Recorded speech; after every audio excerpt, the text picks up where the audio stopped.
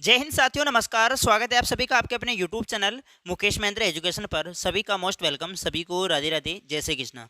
तो आप सभी के मुझे बार बार कमेंट देखने को मिल रहे थे और कुछ विद्यार्थी कह रहे थे कि यानी पहला चैप्टर तो हमारा हो गया एटीएम अंकित अस्थिया, उससे अगले वाले चैप्टर के जो है वो न्यू नोट्स अपलोड कीजिए। तो आज हमारा जो चैप्टर रहने वाला है वो चैप्टर 2 रहने वाला है, राजा किसान और नगर।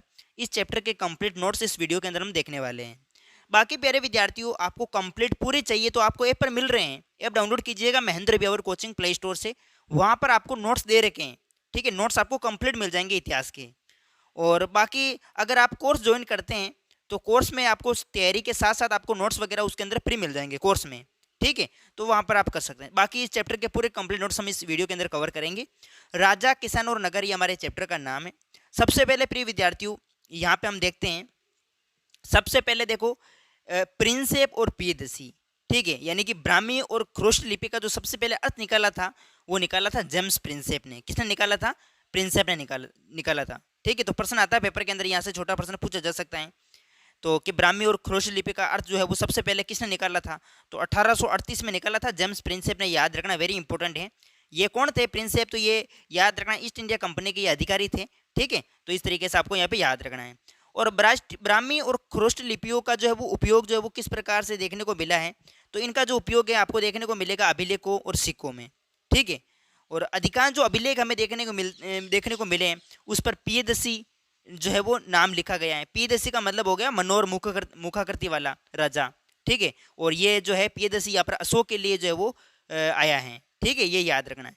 बाकी इस चैप्टर के अंदर प्यारे विद्यार्थियों देखो, चैप्टर को कंप्लीट आप समझना चाहते तो वो आप कोर्स ज्वाइन कर लेना। कोर्स में आपको सब कुछ मैंने देखो चैप्टर वाइज अच्छे से समझा रखा है, थ्योरी से। ठीक है, सभी चैप्टर को अच्छे से मैंने समझा रखा है। बस नोट्स भी आपको वहाँ पर फ्री मिल रहे हैं कोर्स के अंदर, तो कोर्स ज्वाइन कर लेना। ठीक है, बस मैं इस वीडियो के अंदर क्या है कि आपको नोट्स उपलब्ध करवा रहा हूँ। कुछ विद्यार्थी कह रहे हैं कि हम तो कॉपी में नोट मतलब लिखेंगे। ठीक है, तो आप कोई बात नहीं, मैं वीडियो लेके आ रहा हूँ वैसे। तो ये अशोक के अधिकांश अभिलेख के बारे में आप देख सकते हैं। ठीक है, जो अशोक के अधिकांश अभिलेख मिले हैं उसमें किस लिपि का उपयोग हुआ है। ठीक है, और पढ़ने में सफलता किसे सबसे पहले मिली है वो यहाँ पे इस प्रकार से दे रखा है। ये कुछ महत्वपूर्ण कालक्रम है, आपको याद रखना है। हड़प्पा सभ्यता का, वैदिक सभ्यता का, हरिक वंश, नंद वंश का, ये प्रमुख कालक्रम आपके सामने दे रखा है। चलो आगे देखो। वैदिक सभ्यता एक ग्रामीण सभ्यता थी। हड़प्पा सभ्यता एक नगरीय सभ्यता है। ठीक है, और इसका कालक्रम 1500 से 700 ईसा पूर्व है, याद रखना। ठीक है, चलो देखो आगे। अभिलेख, यहाँ से छोटा प्रश्न भी बन सकता है प्यारे विद्यार्थियों। अभिलेख किसे कहते हैं? ठीक है, अभिलेखों का अध्ययन करना क्या कहलाता है? ठीक है, तो ये थोड़ा सा आपको यहाँ पे याद रखना है। और फिर 16 महाजनपद हम बात करते हैं प्यारे विद्यार्थियों। 16 महाजनपद, जिसमें काशी, कुरु, अंग, मगध, वजी, मल्ल, चैदी, वत्स, कौशल, पांचाल, मत्स्य, सुरसेन, अच्छक, अवंती, गांधार, कंबोज। 16 महाजनपद हैं, अभी हम आगे बात करेंगे। ठीक है, पहले क्या है कि छोटे छोटे कबीले हुआ करते थे। कबीले से जनपद बनते हैं और जनपद से महाजनपद बनते हैं। महाजनपदों के बारे में हमें जानकारी जो है वो किन ग्रंथों से मिलती है? बौद्ध ग्रंथ है अगुत्र निकाय, उसमें मिलती है। ठीक है, 16 महाजनपदों में जो है बौद्ध और जैन धर्म ग्रंथों में हमें देखने को मिलता है। तो 16 महाजनपद है कौन कौन से? तो ये आपके सामने इस प्रकार से दे रखे हैं। देखो मैंने सारणी भी बना रखी है, आराम से आपको ये देखो, एक तरफ महाजनपद दे रखे हैं, दूसरी तरफ राजधानी भी दे रखी है। तो ये आपको याद रखनी है, कौन से जनपद की राजधानी क्या है, ये पेपर में पूछे जाता है। तो ये थोड़ा सा आपको यहाँ पे याद रखना है। ठीक है, बाकी प्यारे विद्यार्थियों, मेरे व्हाट्सअप नंबर है, किसी प्रकार का कोई डाउट है तो मुझे व्हाट्सअप पर आप मैसेज कर सकते हैं। ठीक है, महेंद्र बिहावर कोचिंग ऐप डाउनलोड करके आप कोर्स ज्वाइन कर लेना। कोर्स में कंप्लीट तैयारी चल रही है। ठीक है, बाकी हमें व्हाट्सअप पर आप मैसेज कर सकते हैं। पॉलिटिकल और ज्योग्राफी की आप नोट्स बुक मंगवा सकते हैं, घर पर पहुंच जाएगी आपके पास 3 दिन में। ठीक है, हस्तलिखित नोट्स बुक मेरे द्वारा तैयार है। इतिहास के देखो कंप्लीट नोट्स मिल जाएंगे आपको व्हाट्सअप पर, इतिहास की बुक नहीं है। 16 महाजनपदों में प्रमुख मगध। अब जैसे हमने जो अभी 16 महाजनपद देखे थे प्यारे विद्यार्थी, उनमें सबसे ज्यादा जो शक्तिशाली था वो मगध था। ठीक है, और मगध के बारे में यहाँ पर बता रखा है प्रिय विद्यार्थियों। ये नंद वंश। ठीक है, फिर मौर्य वंश। नंद वंश का अंतिम राजा था घनानंद। घनानंद को पराजित करके जो है वो मौर्य वंश की नींव रखते हैं चंद्रगुप्त मौर्य। ठीक है, तो नींव रखते हैं, मौर्य वंश की नींव किसने रखी थी? चंद्रगुप्त ने रखी थी। ठीक है, और इस प्रकार से ये आपको पढ़ना है। मौर्य वंश के देखो शासक हुए, जिसमें देखो आपके सबसे पहले तो है चंद्रगुप्त मौर्य, फिर इनका टाबरिया बिंदुसार, फिर इनका पुत्र अशोक। ठीक है, ये प्रमुख 3 शासक इसके अंदर हुए हैं, मेन। ठीक है, तो इनके बारे में यहाँ पर आपको पढ़ना है, जिसमें अशोक के समय कलिंग का युद्ध हुआ। देखो ये कलिंग का युद्ध 261 ईसा पूर्व में, ये थोड़ा याद रखना, वेरी वेरी इंपॉर्टेंट है। देवनाम प्रिय और देव प्रिय, ये अशोक के लिए जो है वो आए हैं, याद रखना।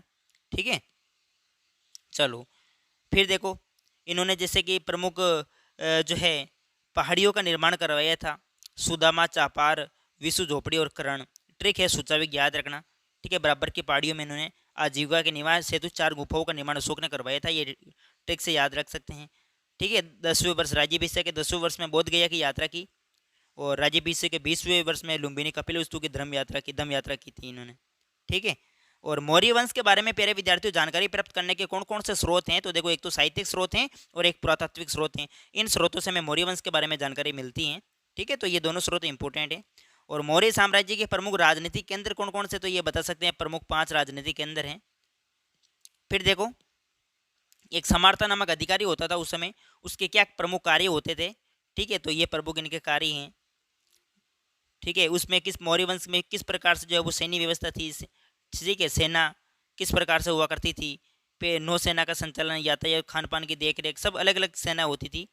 तो जो है प्रमुख आप लिख सकते हैं कि भाई मैगस्थनीज के अनुसार सैनिक गतिविधियों के लिए एक ही समिति और 6 उप समितियाँ थी। मौर्य साम्राज्य की 5 विशाल समितियाँ थी।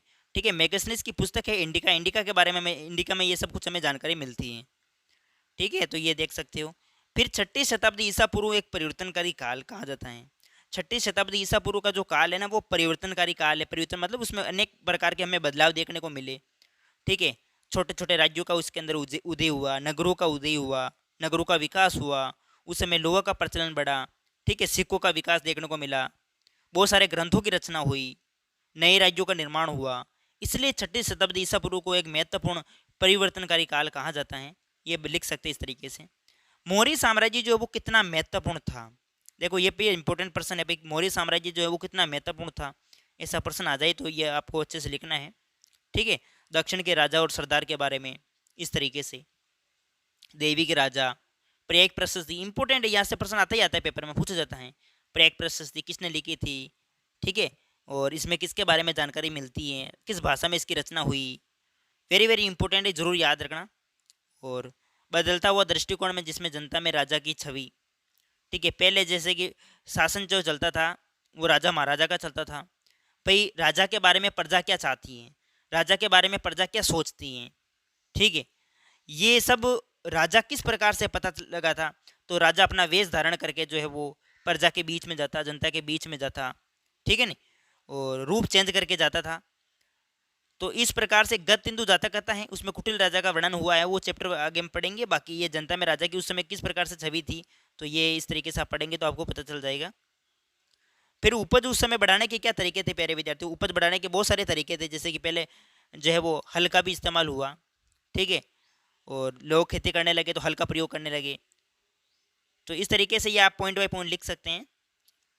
ग्रामीण समाज में जो है वो किस प्रकार विभिन्नताएं देखने को मिलती थी, वो सब कुछ इस प्रकार से आपको यहाँ पे लिखना है। गेहपति क्या है, गेहपति देखो ये छोटा प्रश्न बनता है। गेहपति जो है वो घर का मुखिया होता था, और गेहपति शब्द का जो है प्रयोग है वेरी वेरी इंपॉर्टेंट प्रिय विद्यार्थियों। गेहपति ये घर का मुखिया होता था, वे घर में रहने वाले महिलाओं, बच्चों, नौकरों और दासों पर नियंत्रण करता था। ठीक है नहीं। फिर आगे देखो, भूमिदान और नए संवाद ग्रामीण। फिर नगर है व्यापार, ये भी इंपॉर्टेंट पॉइंट। प्रमुख नगर जैसे पाटलिपुत्र, उज्जैनी, पुआर, मथुरा, ये प्रमुख जैसे किस पाटलिपुत्र नदियों के किनारे बसा हुआ है, उज्जैनी जो है स्थल मार्ग पर बसा हुआ है, पुआर समुद्र तट पर है, मथुरा व्यापारिक केंद्र है। ठीक है। ये ध्यान रखना। नगरीय आबादी को 2 भागों में बांटा गया, तो संभारत नगर है और एक शिल्पकार वर्ग है। उपमहाद्वीप और उसके बाहर का व्यापार जो है वो किस प्रकार उस समय था, ये देख सकते हो। और एक प्रश्न पेपर के अंदर जो बार बार पूछा जाता है वो ये पूछा जाता है भाई जो 6ठी शताब्दी ईसा पूर्व का जो काल है, ठीक है, वो एक महत्वपूर्ण परिवर्तनकाली काल क्यों है। एक तो वो तो ही है, एक 6ठी शताब्दी में जो है वो सोने के सिक्के मिलना कम क्यों हो गए, ये प्रश्न भी पेपर में आता है। तो ये आपको इसका उत्तर इस प्रकार से लिखना है, ये भी इंपॉर्टेंट प्रश्न है, याद रखना। भाई अभिलेखों का जो उस समय अर्थ कैसे निकाला गया, बहुत सारे जैसे कि हमें अभिलेख मिले, चाहे मंदिर के किनारे देखने को मिले या कोई झील के किनारे मिले या फिर कोई भी मृदभांड वगैरह, कोई भी स्तूप वगैरह, वहाँ पे हमें जो है अभिलेख मिले। भाई अभिलेखों का अर्थ कैसे निकाला जाता था, ठीक है, तो पहले अक्षरों को ध्यानपूर्वक से पढ़ा जाता था, फिर तुलना की जाती थी, भारतीय जो प्रमुख जो पांडुलिपि हुआ करती थी, ठीक है, पंडितों की मदद से यूरोपीय विद्वानों ने पांडुलिपियों का भी अध्ययन किया, फिर अभिलेखों को समझा। कुछ तो अभिलेख ऐसे थे जो बिल्कुल पता ही नहीं चलता कि क्या लिखा हुआ है, खुरदरे लिखे हुए थे, उसमें स्पेस जानकारी नहीं मिलती। तो बहुत सारे ऐसे अभिलेख थे जिनमें हम मतलब स्पेस जानकारी नहीं मिलती है, तो अभिलेखों को मतलब समझना भी बहुत एक तरीके से कह सकते हैं आसान काम नहीं था, जिसमें ये प्रश्न पेपर के अंदर आता है भाई अभिलेख की क्या कमियां थी, क्या इसकी प्रमुख सीमा है। तो अभिलेखों की बहुत सारी कमियां थी। कुछ शब्द जैसे हल्के उत्कीर्ण हो सकते थे जो पढ़ने में बहुत समस्या उत्पन्न करते थे, पता ही नहीं चल पाता कि भाई वो क्या लिखा हुआ है। ठीक है। और बहुत सारे हमें अभिलेख मिले लेकिन वो कोई भी मतलब पूर्ण जानकारी नहीं देते हैं। ठीक है, ये तो हमें पांडुलिपियों की मदद लेनी पड़ती है। अभिलेखों के शब्दों का वास्तविक अर्थ निकालना बहुत जो है वो कठिन होता था। अभिलेखों में हर बात अंकित नहीं की जाती थी तथा वे अभिलेख बनाने वाले विचारों को प्रकट करते थे बिल्कुल शॉर्टकट में। ठीक है। तो ये प्यारे विद्यार्थियों हमारा जो चैप्टर था राजा, किसान और नगर, ये इस क्लास ये मतलब पूरा चैप्टर कवर हुआ। बाकी प्यारे विद्यार्थियों किसी प्रकार का डाउट हो तो मुझे व्हाट्सएप पर मैसेज करें। और बाकी अगर आपको नोट्स चाहिए तो आप ऐप डाउनलोड करें महेंद्र बिहावर कोचिंग प्ले स्टोर से। कंप्लीट नोट्स आपको ऐप पर मिल जाएंगे। और कोर्स ज्वाइन अगर आप कोर्स ज्वाइन करते हैं तो कोर्स में नोट्स जो है वो फ्री दे रखे हैं, साथ में एक एक चैप्टर को अच्छे से समझाया जा रहा है। चलो प्यारे विद्यार्थियों, मिलते हैं फिर नेक्स्ट टॉपिक के साथ, और जल्दी लाइव क्लासेस भी स्टार्ट करेंगे यूट्यूब के लिए बिल्कुल फ्री। तो आप सभी बस कुछ ही दिन का वेट करो। ठीक है, फिर स्टार्ट करेंगे। ओके, जय हिंद, जय भारत।